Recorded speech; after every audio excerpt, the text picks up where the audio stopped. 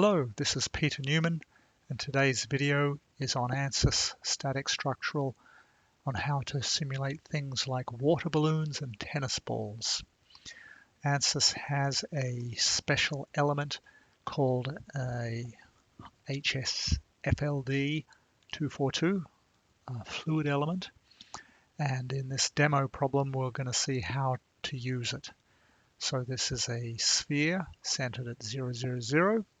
It's a fairly thick wall, it's hyperelastic material, and we're going to squeeze it on the end faces, and by using 3 planes of symmetry, that's like squeezing it from both ends at the same time. I only need 1/8 of the sphere, and I have a shared topology keeping the little piece where the squeezing pressure is applied separate from the rest of the sphere. And we're going to solve it with 3 conditions. One without the fluid elements on the inside, so that's as if there was a hole to allow the air to escape while squeezing, so-called vent hole. A incompressible fluid such as water filling the interior, and then a pressurized gas that would be like a tennis ball. The fluid element workflow is to add the hyperelastic material, which I show a screenshot of, mesh that solid up. I've used hex elements, but TED elements also work. And notice the node count, because we're going to add in code a single element, and in my case I can use 9999 because it's a long way from the number of nodes already used. And then on the face I indicated previously for squeezing, I'll put a 14 megapascal for this demo. Add symmetry to the model. Under analysis settings, turn on large deflection and some of the other things like automatic time stepping you would be familiar with. And I'll solve that once without the HSFLD elements for the vent hole case. But also what I need to know is, before I write some code, how many element types are already in the model, and I need a unique number that is not using any of the ones that have already been used. So in my case, only 3 element types are currently in the model, so I'll use element type number 4 for the new fluid elements.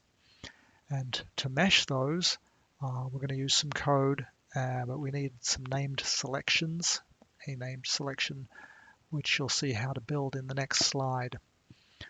First, here is the mesh. It's a nice hex mesh with just sweep method to specify 4 through the thickness, and some face sizing to make them a little smaller where we're doing the squeezing. You see the faces of these solid hex elements are a quad element on the inside, well, a quad shape, I should say, on the inside, and that is where, if we put one node in the center of the sphere, we can go from each of those faces to that node and build pyramid elements and assign those to be HSFLD 242 elements, which you can look up in the help and read all about them. And I'm using quadratic elements, which is the image on the left. Linear elements would be the image on the right, and these can be also combined nodes to create a triangular face for, say, TED elements in your solid model. You can also apply these to structural shell elements. So to do the meshing, first we pick those 2 faces and make a named selection called interior face, and then we use the worksheet and add that interior face in as the first line, and then convert it to mesh node on the second line, and we name that to be InteriorNodes, and we'll use those words in the code. And here is the code.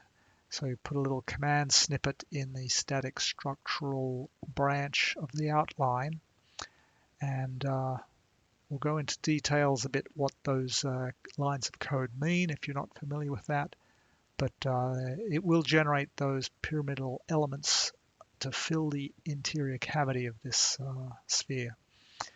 And the code shown here is for incompressible, such as water.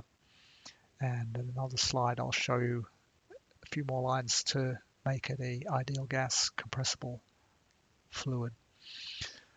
There's also the ability to pressurize the fluid in this simulation. Here are the APDL code details for the incompressible fluid, and the requirements are the node number must be unique, and the location, if there's any symmetry planes, must be the coordinates of that node on those planes, and the element type must also be unique. So we see on line 11 we are using the InteriorNodes named selection to select nodes, then select elements on those nodes, create node 9999 at 000, and then set up an element type 4 with the HSFLD 242 element type as with a key opt 6 equals 1 for incompressible fluids. Then on line 16, the ESURF command meshes from that node 9999 to all the faces in the elements selected, and finally those 3 lines to hold the degrees of freedom of displacement to 0 as part of the setup. That's all we need. There's more information about these elements in the mechanical help, both on how to model the whole hydrostatic fluid workflow as well as this specific element. There's a 2D version of this element, 241, but that'll describe that. If we switch from incompressible fluid to compressible, there is one other change, which is the switch to a key opt 6 equals 0, and then we need some more properties for the fluid to call it out as a gas, to provide a density, reference temperature, and temperature offset, plus a reference pressure, so that it can apply the ideal gas law. And most of the rest is the same, except I have added a boundary condition on the pressure.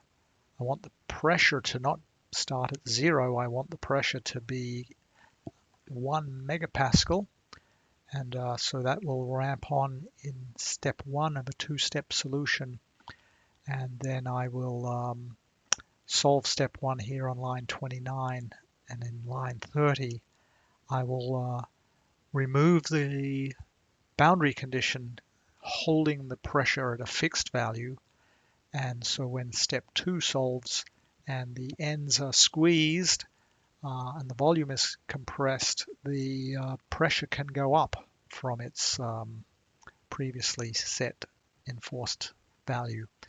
So we will see that in the results. Speaking of results, there is a pressure output available, and that is printed out to the solution information file with this command in the solution branch, and we can see that it's printing out that with the squeezing we got up to 1.1688 megapascals. We had applied 1 megapascal at in step 1. So onward, here is the results for when there's no fluid elements on the inside, so there's nothing to support the interior faces at all, and this would be similar to a tennis ball with a small hole drilled in the side to allow the air to escape while it's being squashed. And so we see a large deflection of the shell, and it bulges out a little just because you're flattening the tops. if we add those fluid elements to the interior and set them to incompressible, such as water, the volume cannot change on the inside now. So the sides bulge out more, exactly the amount needed to offset the volume loss at the two ends that are being squashed in. So we see a little less deformation.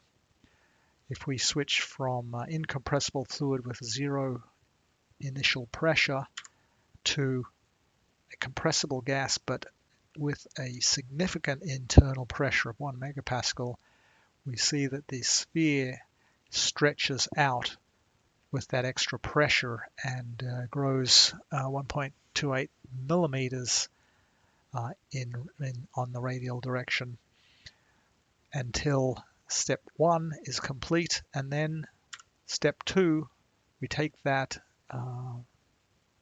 volume and compress the ends, and they compress even less because of the added internal pressure.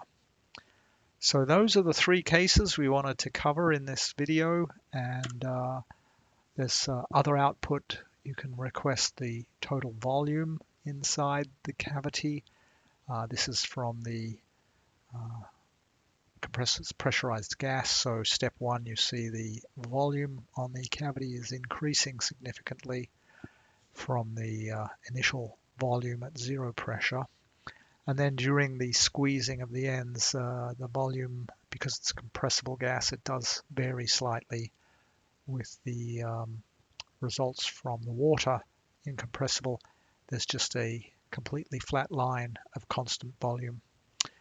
So in summary, the HSFLD 242 elements represent fluid fully enclosed by solid or shell elements. A pressure node is added in the cavity to mesh the fluid elements. They're meshed using APDL code object in mechanical. The fluid can be a liquid or a gas, and pressure can be added.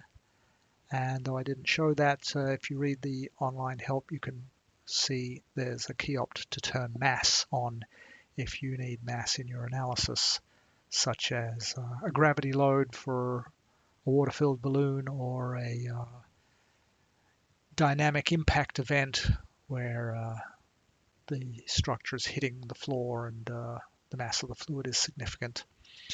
So that is the video for today. Hope you enjoyed it, and if you'd like to see the build sequence recorded, leave a comment in below the video. Thanks.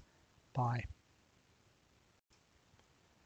Here's some animation of the 3 cases. This is the case with no fluid elements inside, so there's no additional support going on.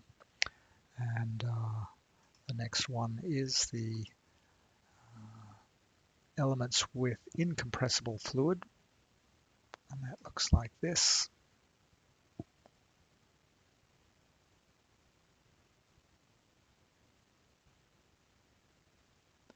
And then finally there's the pressurized case with the ideal gas, and that looks like this. Inflation and squashing, inflation, squashing.